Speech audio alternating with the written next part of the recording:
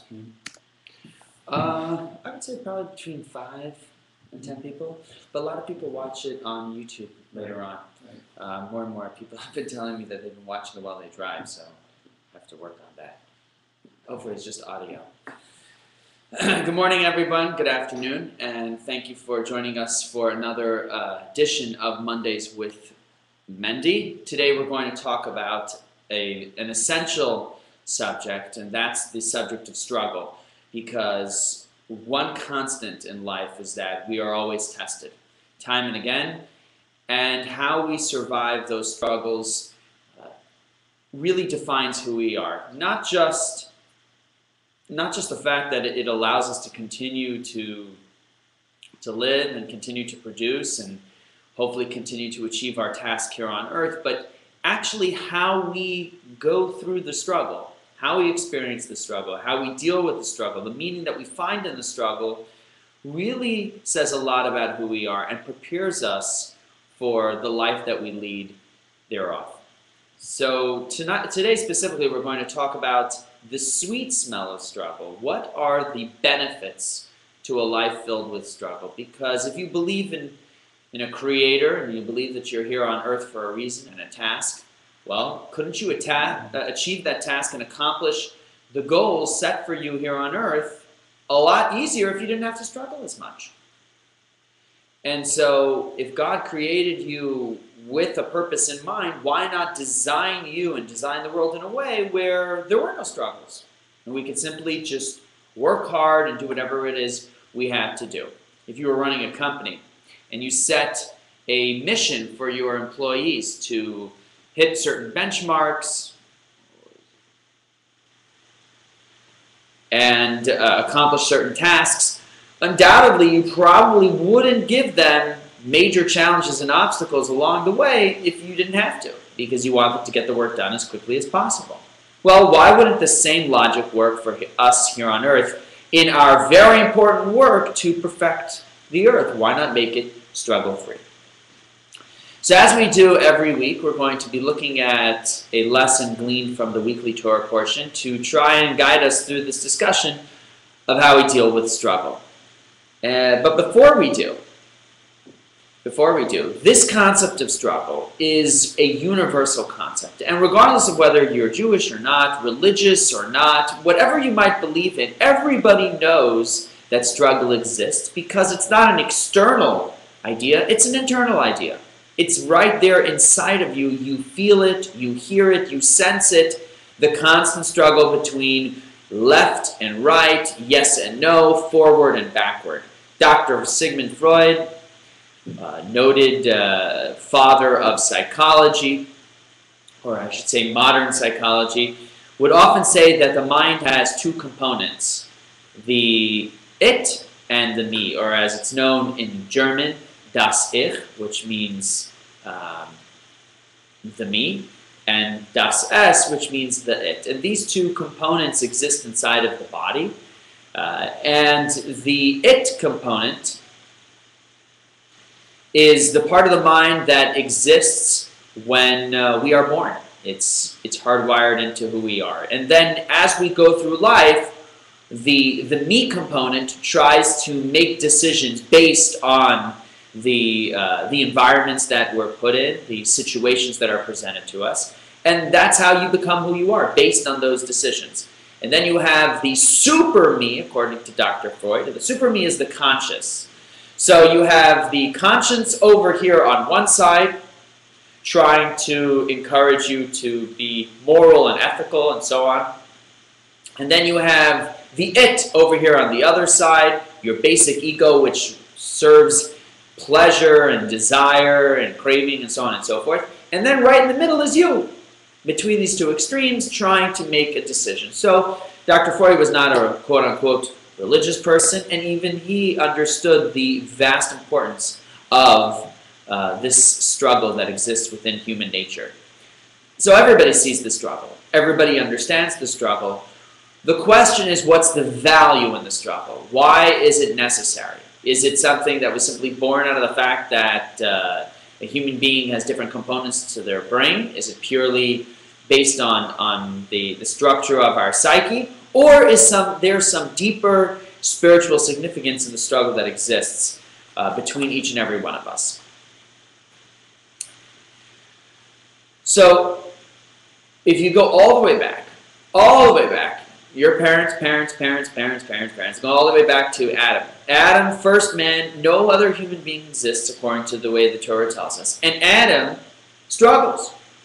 He doesn't have any external influence, and he struggles. And then when Eve comes around, Eve struggles, and Adam struggles with Eve, and so on and so forth. So this has been a basic human condition for as long as human beings have been created here on earth.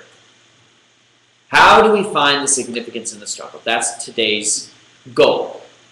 So the portion that we're examining today is the portion of Tetzaveh, which deals with the temple. And it's a continuation of last week's discussion. Last week, the portion dealt with the traveling temple built in the desert and all of the various components of that temple, because it was an elaborate edifice. Even though it was built completely mobile and portable at a moment's notice, it was still a very beautiful construction, almost like a beautiful modular building that could be broken down into small parts and carried with them. It had, we discussed the candelabra, the original menorah. It had an altar, it had 2 altars. It had an ark for the tablets. It had a table for the showman's bread.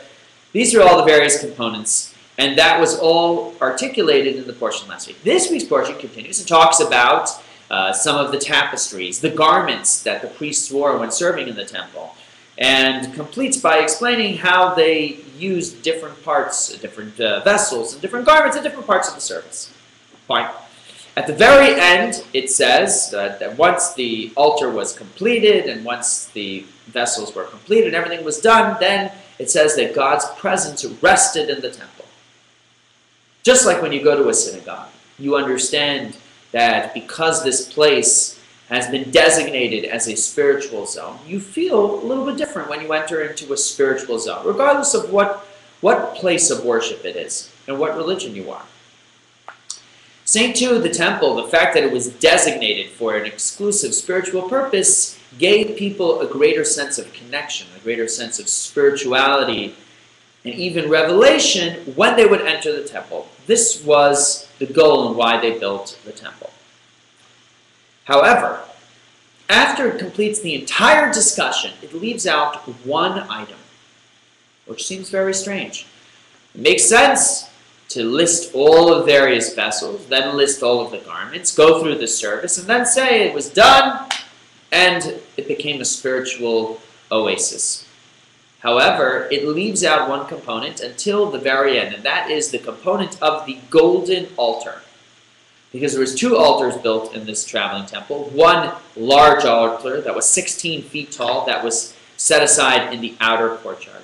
And one small 3-foot tall altar that was put in the inner sanctuary that was only accessible by the priests. Now this golden altar, beautiful altar, was used to offer incense twice a day, and yet it's not mentioned when it tells us all of the various components, and the question is why? Why does it leave it out until the end of the story and then place itself in the Torah portion? And again, you might say this is semantics, but the beauty of Torah study is that within each detail, within each specific order of events, we can learn vast amounts of wisdom.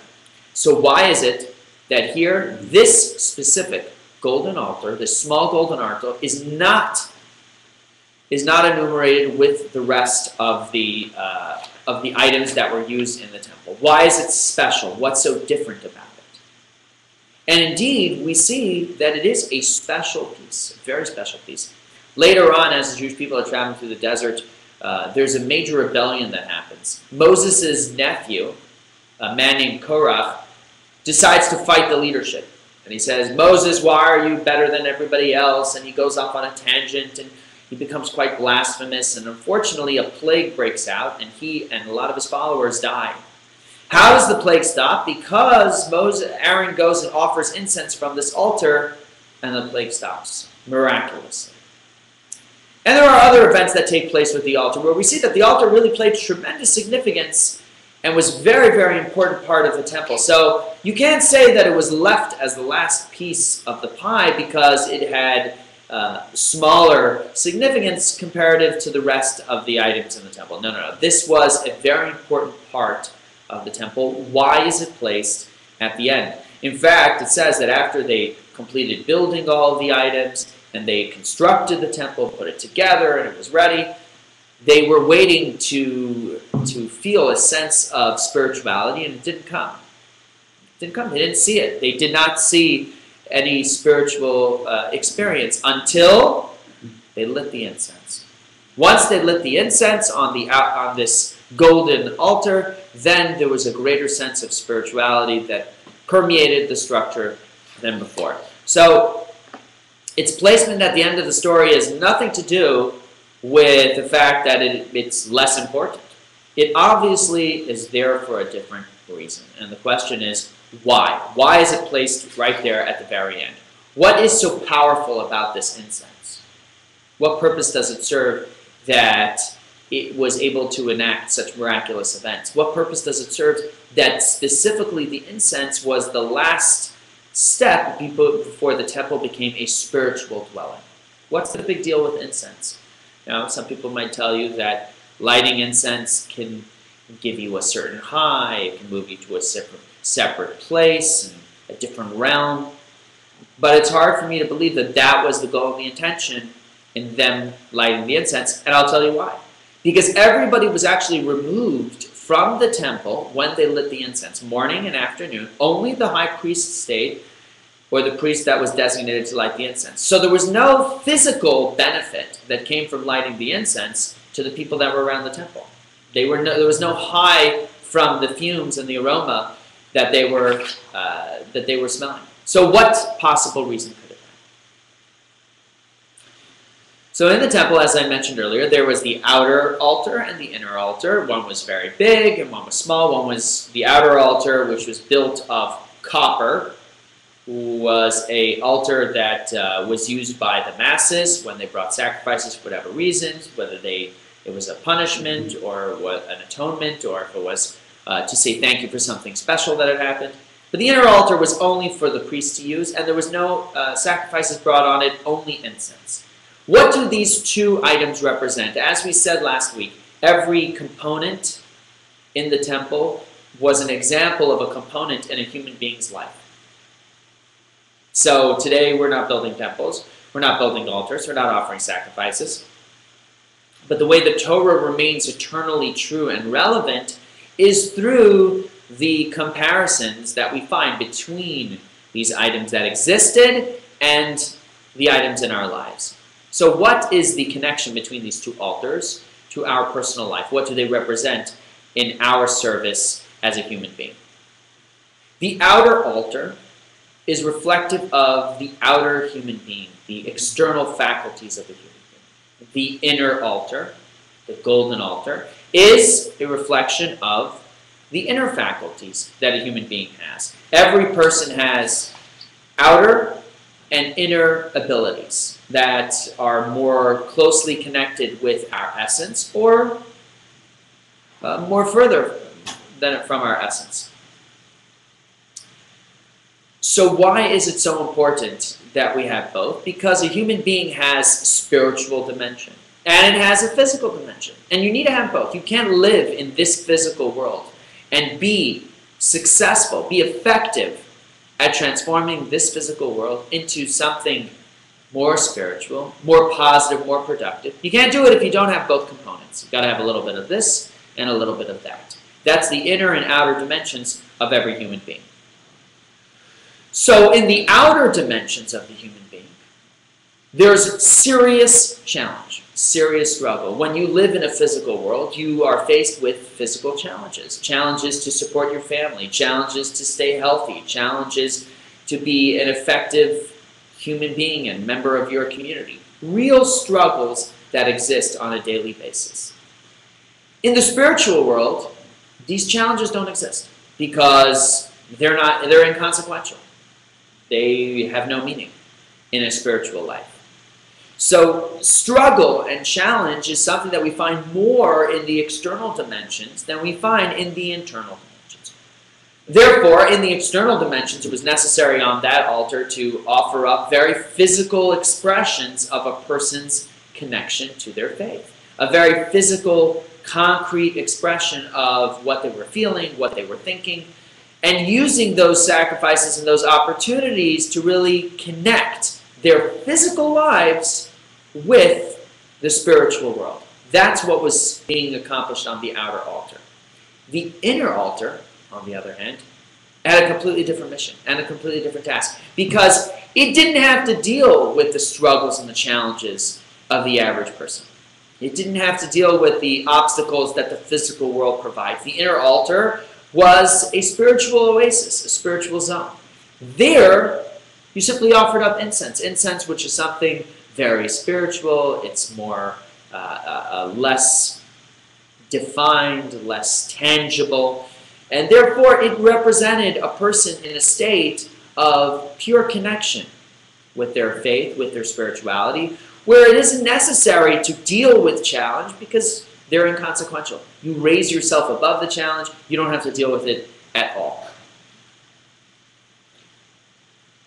And every person, when they approach their life, they have points in their life that are more outer altar and points of their life that are more inner altar. Points of their life where they deal with the world in a very physical, tangible way. And yet points in their life where they're able to really move beyond and in a deeper way. The beauty of the Hebrew language, as we've discussed many times, is that words have dual significance. The word korban, which means sacrifice, if you rearrange the letters, it means kiruv, which means to come close to. Because you offered a sacrifice to try and bring your physical life closer to God and closer to your the spiritual world. Ketores, which is the Hebrew word for incense, is related to the word keter, which means a knot. A knot. Because incense represented when a person had such an essential connection with their faith, with their spirituality, that they were knotted as one. They were knotted as one. Different than in the world of the sacrifices, where they were not knotted as one. They had to work and strive to bring themselves closer, but they weren't quite there yet. They didn't have yet that essential connection. So these are two different altars representing two different parts of the human experience. The physical, the spiritual, working every moment to try and bring us to a better place, but from two different perspectives. One of struggle, one of challenge, one of peace and serenity. So why is it that the golden altar is placed at the end of the story? Why is the golden altar the altar that was used for the incense? Why is that after everything else has already been articulated and discussed in the portion, and then it's placed as an end cap to the entire story? The reason is that it's set as a goal. It's there at the end to give us a goal of what we are trying to work towards. Because when we get mired in struggle and challenge, we oftentimes think to ourselves and say, well, maybe this is my perpetual future. My perpetual future is that I will constantly move forward and move backward without making any true progress. And so it's important for us to set for us an example of what a more essential level of connection is. A level of connection where we find more peace and serenity. And when you set a little bit of a greater level of connection as a goal for you, it inspires and motivates you to get a little bit further and a little bit further as you advance through your journey of life. That's why they set the golden ark, the golden altar as the last part of the discussion. Say, this is where you're going.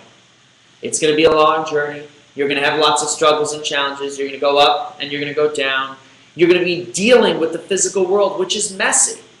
I mean, it's messy. Think about it. How much of your day do you spend dealing with personal challenge, with personal desires and cravings that you have to constantly overcome. We're not just talking about struggles that are external struggles. Someone did this to you, someone did that to you. We're talking about the hard ones. The hardest struggles are internal struggles. How much of your day are you trying to battle immoral and illicit and illegal activities?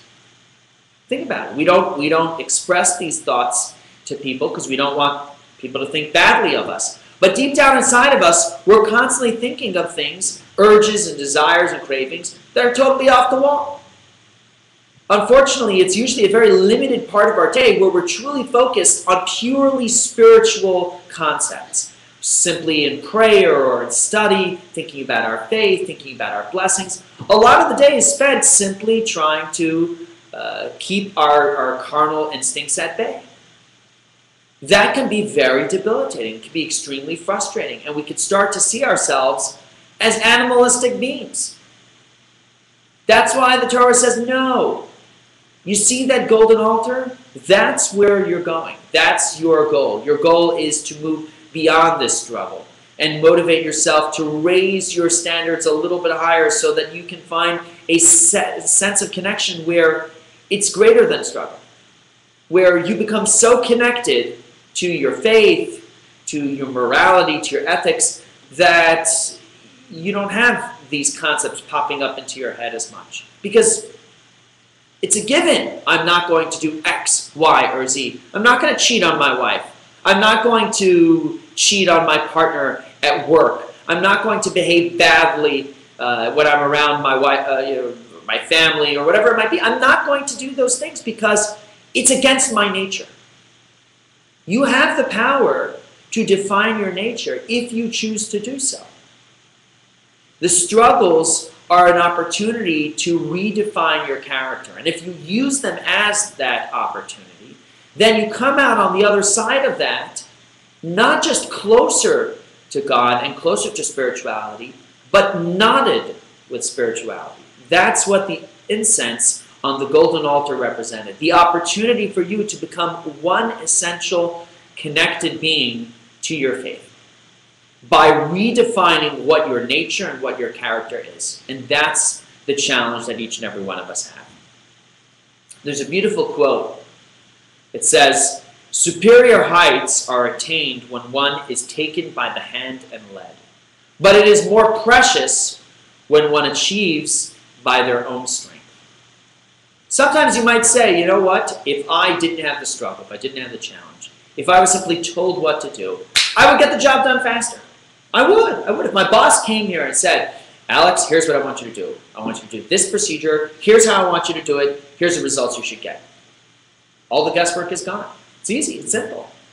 And you're probably going to get that done in a lot faster than the alternative. What's the alternative? The alternative is you get some general, vague idea handed to you, and then you got to figure it out. And you make mistakes, and you go forward, and you go backward, and you learn from those mistakes. Why would you want that? But that's what this quote is saying, because that's where you develop your strength. That's where you develop your true identity as you go through that process. As you go through that process, you find out who you truly are and what you're truly capable of. Because without the challenge and the struggle, you can't tell. You can't tell. That's the beauty that exists inside of the struggle. The ability to define our character, to really develop what we're capable of and build habits that will be positive moving forward. So if every struggle comes along and you change your character, you strengthen your character a little bit, you become stronger and stronger. So now the previous struggles, the previous challenges are no longer a challenge to you because you've already nipped that in the bud. Yes, there'll be more challenges along the way. There'll be more struggles, but not the same ones. Because you've defined yourself as stronger than those ideals. I want to conclude with a story. There was two brothers that lived about 250 years ago in Russia. And one's name was Rabbi Zusha. The other was known as Eli. And Eli and Zusha, both very spiritual people, but really warm, good-hearted people. They would disguise themselves as beggars and travel around the old country visiting with small towns and villages, oftentimes with people that couldn't afford to travel to a big town and therefore couldn't find spiritual guidance or study or prayer opportunities. They just didn't have access to it. And they would come out and they would provide it, but in a very low-key manner, never disguising who they truly were, these prominent rabbis, simply as people moving along the way, sharing his wisdom and insight with whoever they met. But once they were traveling with a group of impoverished people, and some members of the group were accused of theft. They were accused of theft. So as a result, the entire group, including Rabbis Eli and Zusha, were all thrown in jail. While they were sitting in jail, it came time during the afternoon for them to pray the afternoon prayers. Every morning and afternoon and night, there are prayers that Jewish people say. They wanted to say their afternoon prayers. So Rabbi Eli stood up to start saying his prayer. And his brother Zusha stopped him. He said, no, you can't pray. Why? Because there was a bucket to be used as a toilet inside of this room. And in a place where you have a toilet, it's not respectful to say prayers. He said he can't pray. And Eli realized that his brother was right. He started to cry. A grown man started to cry. He was saddened by the fact that he couldn't do his prayers as he does every day. Zusha, his brother, stopped him. He said, Eli, why are you crying? I don't understand. The same God that told you that you should pray in the afternoon also said you shouldn't pray when there's a toilet in the vicinity. When there's a bucket that has waste inside of it, you shall not pray. So therefore, when you don't pray in this moment, in this instance, you accomplish and achieve the same level of connection as when you do pray. So when they heard this, when Eli heard his brother's explanation, he said, how right you are. He was so excited that they started to dance. Eli and Zusha dancing together, singing one of their melodic chants, that the prison guards came forward. They said, what's going on? So one guard told the other, he says, they're happy because the bucket is in their room. Which is true, that's why they were dancing. They were dancing that because the bucket is in our room, we have achieved connection to Hashem. We have achieved connection to God. Now, the prison guards had no idea why. So what did they say? They're dancing because they're happy that the bucket's in the room. You know what we're going to do? We're going to remove the bucket. And they prayed their afternoon prayer. The moral of the story is simple.